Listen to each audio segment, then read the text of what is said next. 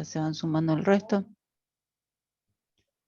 Voy a compartir, arrancamos compartiendo parte de la reseña y después vamos a ir sumando lo que ustedes pudieron entender. ¿Me avisan cuando se ve? Ahí está cargando, Fer. Bueno.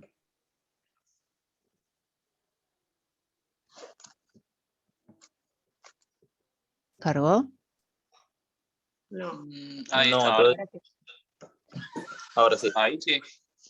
Bien. Bueno, vigilar y castigar la reseña. Ahí. ¿Se ve? Sí, Sí, se sí, ve. sí.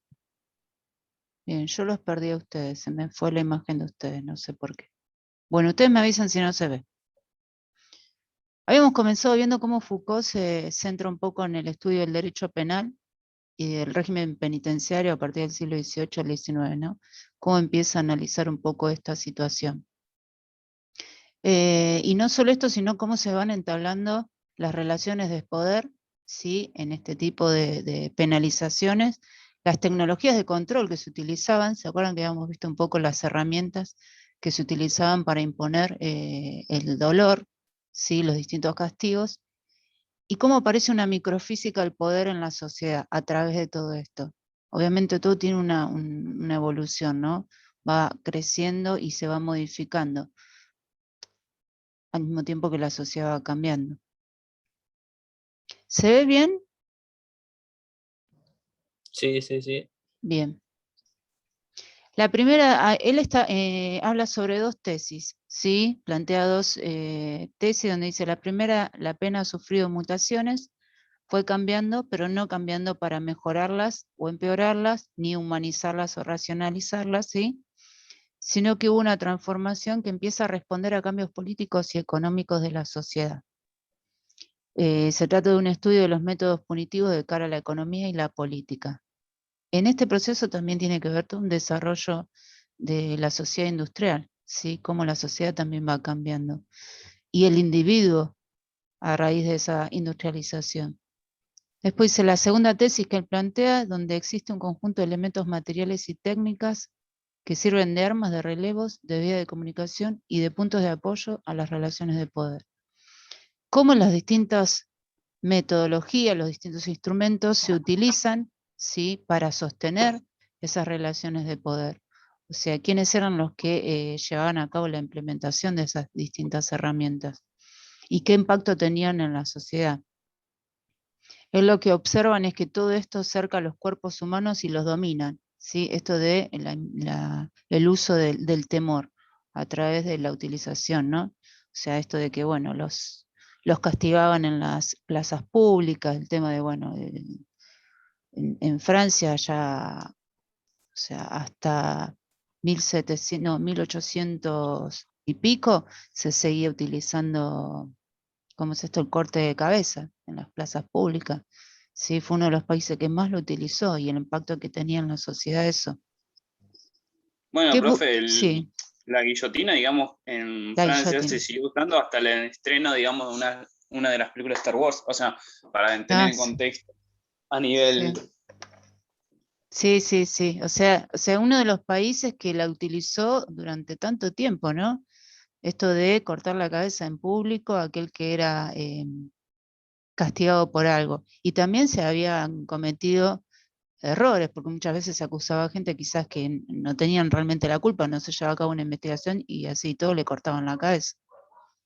Bueno, estas metodologías, estas distintas herramientas que de alguna forma mostraban poder, ¿sí? Eran el apoyo, el sustento de esas relaciones. Aquel que ejerce, el soberano, el monarca, ¿sí? Ejerce el poder sobre la sociedad y que todos deben temer ante él la utilización de esas herramientas. ¿Pudieron entender estas dos tesis o a ver qué opinan de estas tesis que plantea Foucault?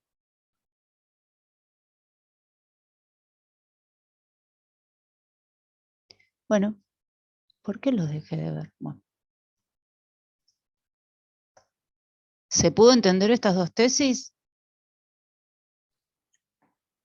Sí, Fer, sí, sí. A mí me gusta, por ejemplo, cómo lo encara lo que dice al comienzo, que por ahí lo más normal cuando se habla de cambios dentro de las penas y demás es justamente desde el lado de la humanización y por ahí, no sé, lo racional, pero sino como él va más allá de eso y lo ve desde una concepción política y económica que tiene que ver con la época y nada, como que en eso también afecta a todo lo que es la pena. Eh, no sé, había una parte, por ejemplo, que hablaba de que tenía que existir la pena corporal, que tenía ciertos requisitos, entonces como que va más allá de lo que todos sabemos en general, Sí. y lo aplica desde el lado, digamos, histórico de ese momento que atravesaba la política y la economía del país en cómo influía. Qué sé yo, me pareció que estaba bueno, porque pensé que iba a leer algo más. Bueno, igual ya lo habíamos charlado la clase pasada, así que no fue tan así, pero sí, es más la costumbre, al menos mía, de que cuando leo esas cosas va desde ese lado de humanización, en cómo fue cambiando, y sin embargo se enfoca desde otro lado totalmente distinto, que está bueno porque yo nunca lo había pensado así, por ejemplo. Claro, esto que vos decís, ¿no? Esta mirada desde lo político y lo económico que responde a cómo la sociedad iba cambiando y iba evolucionando, ¿sí? Estamos hablando de una sociedad, como les decía, industrializada, donde empieza a aparecer lo que analiza Marx, el tema de las clases sociales, cómo se marca, ¿no? Esa diferencia en las clases sociales y cómo una tiene que oprimir a la otra. Y también la pena juega un rol ahí para poder imponer poder, para la redundancia. Pero tiene que ver esto, esa nueva mirada, ¿sí? Porque el uso de la pena antes de la industrialización y respondía a la figura del monarca, a la figura de autoridad suprema que había y que todos tenían que tenerle miedo. Pero ¿cómo empieza a modificar esa mirada de la pena? O sea, bueno, está bueno el análisis que hace Foucault. No sé si, los divierte, pero está bueno. Bueno, esto de que los divide en 4 capítulos: suplicio, castigo, disciplina y prisión. ¿Sí? ¿Qué sería el suplicio? ¿Qué entendieron por el suplicio? Sería como la primera etapa que él empieza a analizar el tema del suplicio.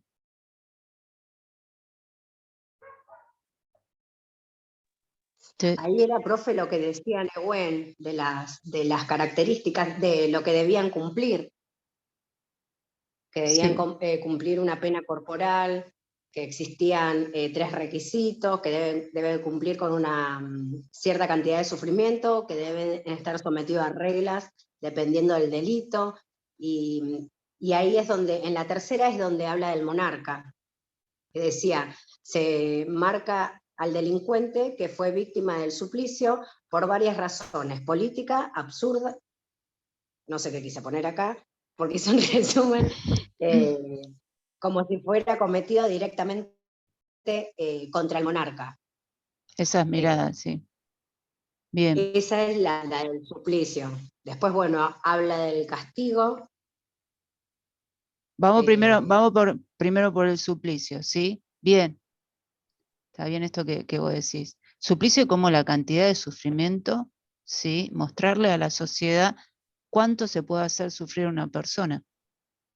Bien, y esto que decía, bueno, se rige por 4 reglas. O sea, no centrar el estudio en el aspecto represivo de la pena, sino también en sus efectos positivos, considerando así el castigo como una función social compleja.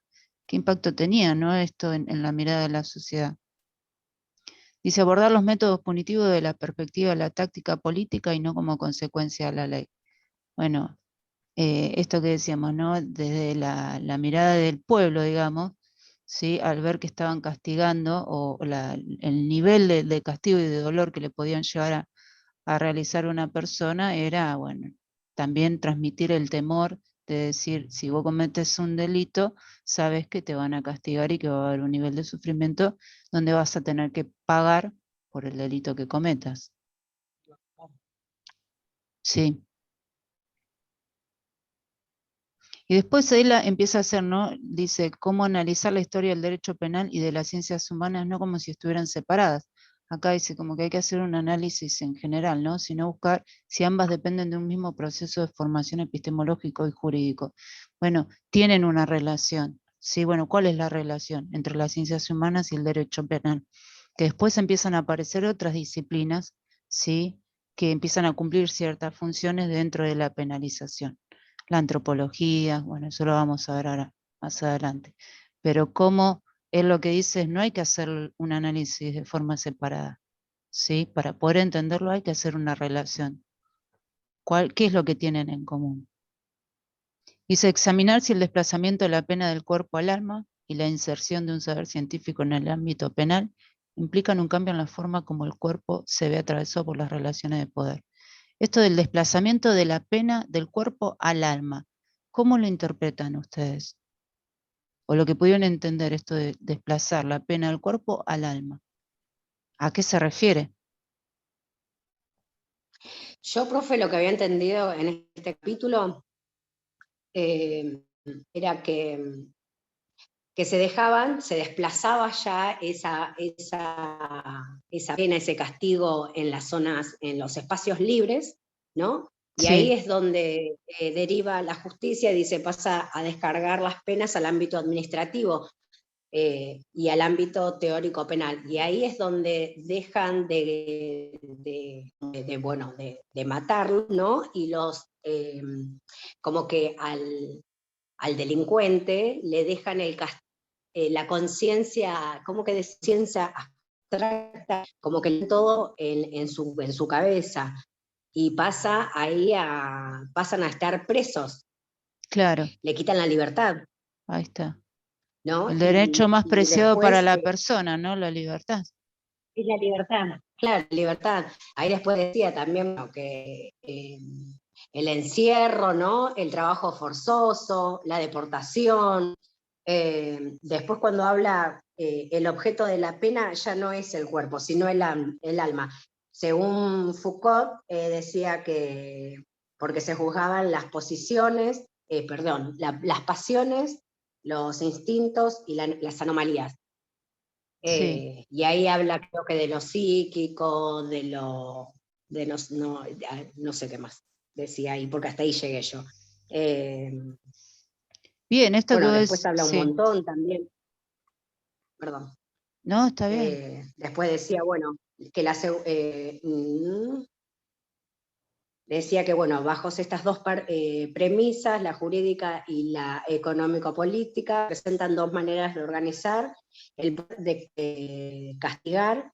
El delincuente, como cambió el pacto con lo social, que representaba una ofensa para la sociedad, ahí decía que la sociedad era la que castigaba al delincuente. Después también habla de la coerción de los individuos. Bueno, Decía que somete el cuerpo y que deja un rastro en el mismo. sí. Y ahí habla mucho de las instituciones carcelarias. Bueno, vos fíjate esto que decías, ¿no? Lo primero que pierde es la libertad. Ya es como que el tema del castigo público empiezan a ver que no daban los mismos resultados. Quizás lo que empiezan a pensar es que de qué manera se puede modificar, y es lo que apunta mucho Foucault, el análisis que hace la conducta del ser humano, al sacarle lo más Claro. preciado, la libertad, al encerrarlo, al sufrimiento, Claro. pero desde el encierro. Entonces eso cómo hace que la persona también se vea sometida ante esa situación, ¿sí? Y esto no significa que la delincuencia empiece a bajar, no, todo lo contrario, porque la cárcel me parece como cárcel también por el nivel de delincuencia que había, ¿sí? Porque empieza a crecer la delincuencia. Entonces, bueno, se empieza a pensar, sí. Ellos pensaban que como que iba a disminuir, ¿no? Y como que haciéndolo pensar, por eso habla de una conciencia abstracta. Ellos Sí. pensaban que los delincuentes iban a pensar, ¿no? Y que como que iba a bajar la delincuencia, pero no, en ningún momento bajaba. Para nada. Por eso los sometían a esos trabajos forzosos, al encierro. Les sacaban, claro, que era lo más preciado. exacto. Era como enjaular un pajarito. Y era el sentimiento también de ser juzgado, no solo por la parte Hablar un pajarito, pues si es una... A ver, vamos de uno, a ver. Que vayan a bueno. Dale. No, igual era cortito lo mío, que aparte del sentimiento de que estás privado de libertad y de que te está juzgando toda una sociedad y también todas las como herramientas institucionales o jurídicas más importantes. Sí, ya no era contra el monarca, sino que quienes te juzgaban era el resto de la sociedad. Sí, Nehuen, perdón. No, era eso, que hable Mati, A ver, Matías. No, yo lo que decía es que no sería como encerrar a un pajarito, porque un pajarito digamos que es una criatura inocente. Acá cuando se lo encierra a un triple homicida o a un pedófilo, ¿se entiende? Para mí ya deja de ser un simple pajarito o un inocente pajarito, por decirlo de alguna manera. Como que ya estamos hablando de cosas más serias. Ponerle esas frases es como que menospreciar o dar como de menos los delitos que realizaron estas personas. No, en ningún momento es menospreciar ningún delito, cuídate. Para mí un Claro, violador, un asesino, tiene que ser muerto. No es menospreciar, sino que yo me estoy basando en el texto, nada más. claro, Nora lo que decía es el tema de la libertad en sí, ¿no? A eso se refería, al quitarle a una persona la libertad. Y Matías, claro, dice, está bien esto de, bueno, cada uno de aquellos que estaba encerrado es porque había cometido un delito. O sea, los dos Claro. hacen referencia a ideas, sí, básicamente lo mismo, pero con alguna característica que los diferencia. Pero fíjense cómo esto de que, así como empieza a crecer la delincuencia, ¿sí? Va de la mano de una sociedad que cada vez se hace más desigual. Retomo otra vez lo que dije anteriormente del análisis que hace Marx, ¿sí? Una sociedad capitalista que se empieza a desarrollar y que genera una desigualdad. ¿Sí? Entonces, ante esa desigualdad, ante un sector que estaba padeciendo, no lo estoy justificando, pero sino que padecía necesidades, que empiezan las protestas, empiezan, ¿cómo es esto? La aparición de los sindicatos, la toma de conciencia de la clase trabajadora. Bueno, hay toda una cuestión ahí detrás que empieza a marcar cómo el individuo también se empieza a diferenciar de la clase que los está oprimiendo. No justifico nuevamente la delincuencia porque tampoco significa que por eso hayan cometido delitos, pero también de alguna forma es como un caldo de cultivo que llevó a que muchas desigualdades terminen generando gente que reaccionaba mal ante las necesidades. ¿Me explico? Sí. ¿Sí? ¿Se entiende el resto? Sí. Como para meter un poco lo que habíamos visto de Marx. ¿Sí? Bien, vamos bien.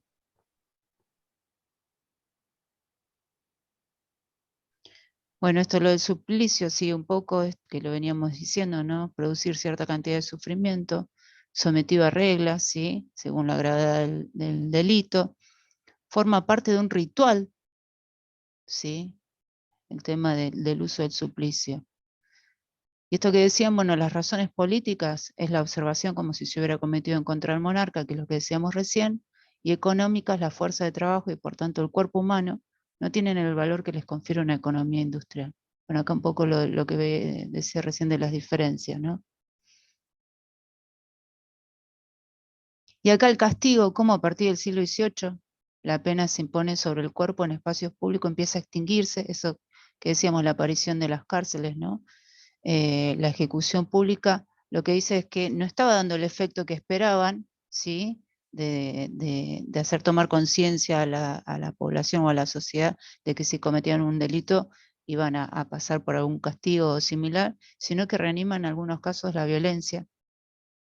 Y por eso también que se traslada el tema del ocultamiento del castigo. Y bueno, y después eso, ¿no? Como habíamos hablado del paso de la pena del cuerpo al alma, tiene que ver con esto, el ocultamiento del castigo, la aparición del uso de la justicia en la cuestión administrativa, y que se empieza a afirmar que lo que busca la justicia no es el castigo, la imposición de la pena, sino reformar, corregir.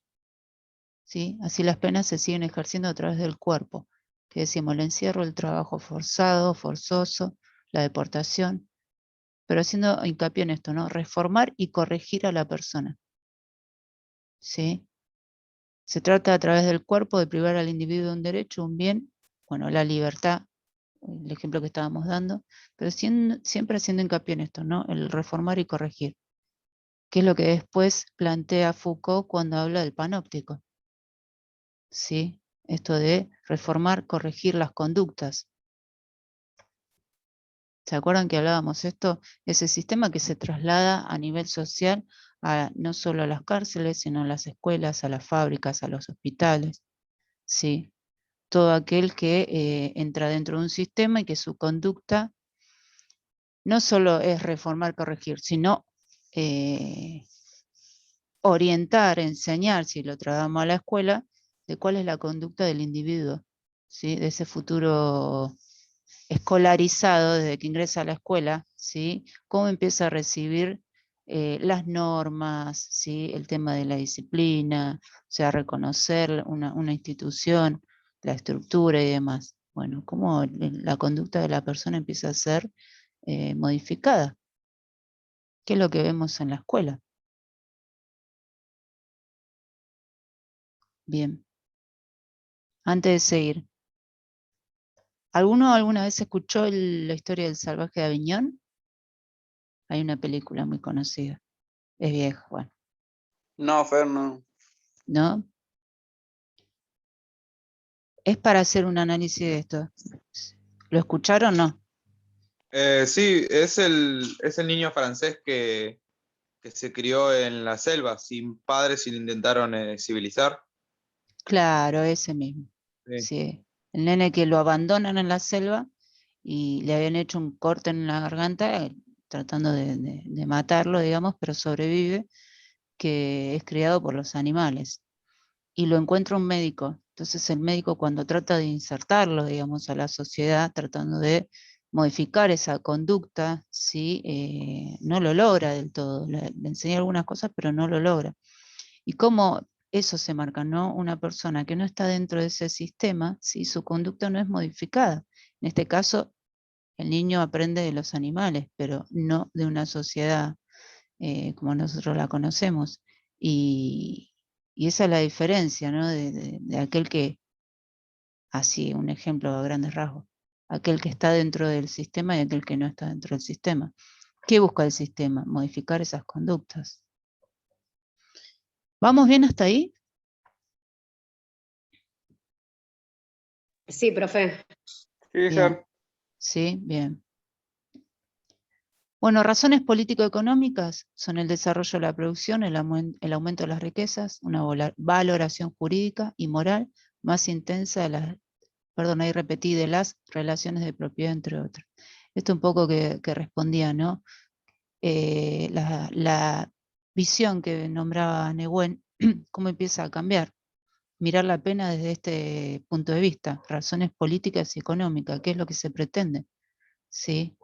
O sea, con la pena, ¿qué es lo que se marca? Bueno, esto de ya el individuo, según el crimen, pasa a estar encerrado, uno de los ejemplos que dijimos, privar de la libertad, pero también todo eso funcionaba en un sistema económico y político totalmente distinto a cuando se penaba a nivel público y la mirada era contra un monarca, ¿sí?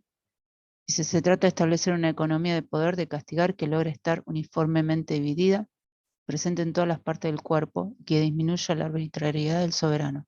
Castigar menos, pero mejor, con una severidad más atenuada, pero de manera más universal y necesaria. Bueno, el tema del suplicio, cómo había cambiado la cantidad de sufrimiento, sí, la idea del suplicio ya había pasado a la idea de castigar. Bueno, lo encerramos y bueno, la pena según el delito va a estar tantos años encerrado.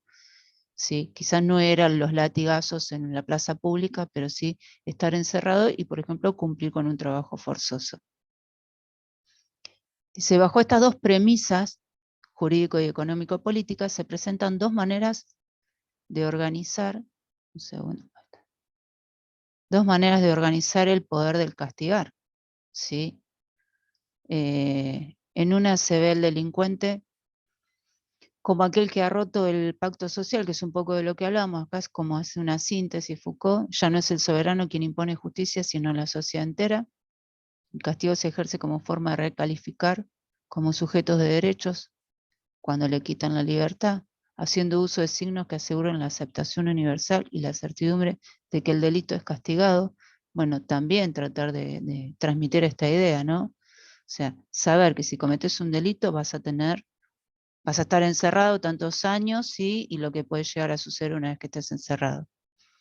Primero eso, y después la segunda visión concibe el castigo no como representación, sino como técnica de coerción de los individuos, que es un poco lo que hablaba Nora, que somete al cuerpo y deja un rastro en el mismo. Es el proyecto de la institución carcelaria y es ejercido por el aparato administrativo. ¿Qué significa esto de que somete al cuerpo y deja un rastro en el mismo? ¿Cómo lo explicarían en esta segunda visión? Y por lo que se hablaba del trabajo sobre el cuerpo, el trabajo forzoso, ¿qué más decía? Y cuando, El cuando, encierro. cuando dice deja un rastro en el mismo, puede ser, y pregunto, a ver, que aquel que estuvo preso, aquel que estuvo encerrado por tantos años, es como que ya está tildado de... Claro, ya está marcado, como dice ahí en el texto, que está marcado, que queda Sí, marcado el individuo. sí. ¿Cómo lo Como que le interpretan? A queda ver el resto. Sí, como que Nora. le queda una huella.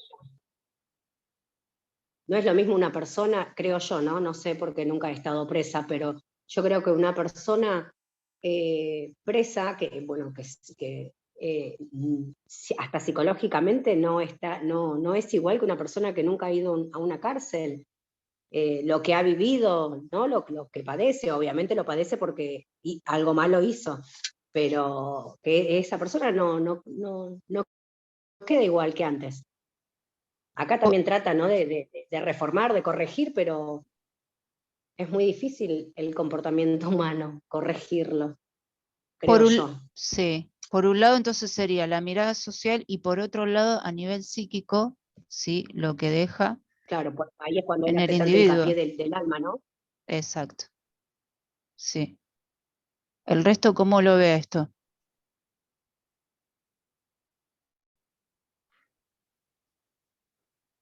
Me Fer, parece una manera repetirías justa. la frase?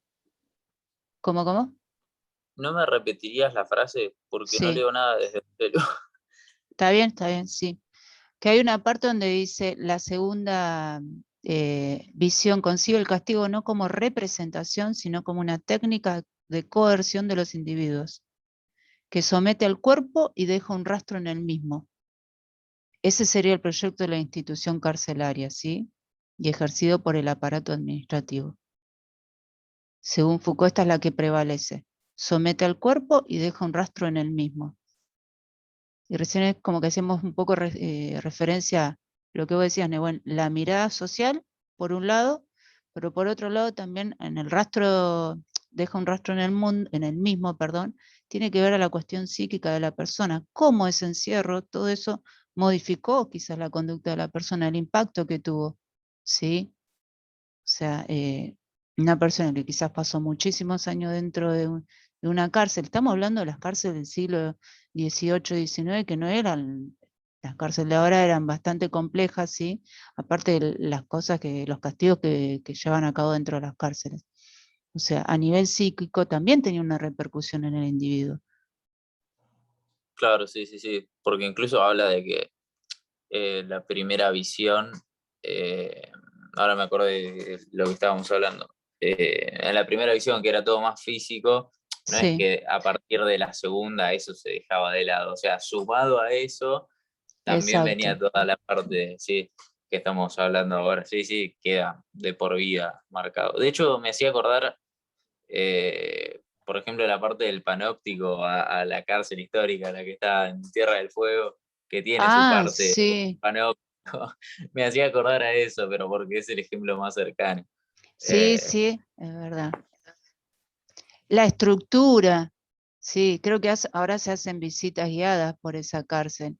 Sí, claro, por eso me acordaba. sí. O sea, la estructura, muestran las celdas donde tenían las distintas herramientas o métodos de castigo, cómo los castigaban a los presos dentro de la cárcel. O sea, Sí, tal cual. es verdad, Y hay sí. un par que restaurar y da impresión.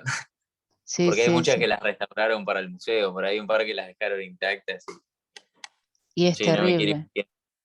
O sea, si hoy en Claro, día igual es muy duro y te deja una cosa física y psíquica en aquella época, eh, no me quiero imaginar. Bueno, muchos ni siquiera sobrevivían, así que no se morían, unas se morían por los castigos y otros por las enfermedades que padecían ahí adentro, ¿no? O sea, pero eso, el impacto que tenía todo eso a nivel psíquico. Por eso es que después aparecen esto que decía de las nuevas disciplinas, ¿sí? La antropología, la psiquiatría, ya analizando al individuo en sí, cómo la conducta del individuo era modificada, ¿sí? Y ahí también hubo toda una cuestión de chanchitos de India para ver de qué manera era modificada el individuo. Bueno, a ver si usamos esto, a ver de qué manera lo modificamos. Método, una cuestión de aprendizaje, ¿no? Que bueno, al principio fue bastante compleja. Bien, ¿se va entendiendo más o menos este tema? Sí, profe. Sí. Bien, sí. buenísimo. Porque fíjense cómo Foucault es uno de los autores que se suelen estudiar y uno dice, ¿para qué, no? Pero la idea que él tuvo, no la idea de él, porque él toma la construcción del panóptico de Bentham, y él lo que analiza es cómo ese sistema modifica la conducta del ser humano, cómo luego se traslada a toda la sociedad. Y lo podremos hasta trasladar a la actualidad, pero lo veo para más adelante ese análisis. Porque a ver, ¿de qué manera nosotros seguimos encontrando este panóptico en la actualidad? ¿Sí? ¿De qué manera ese análisis que hizo Foucault todavía lo seguimos, lo podemos llegar a hacer?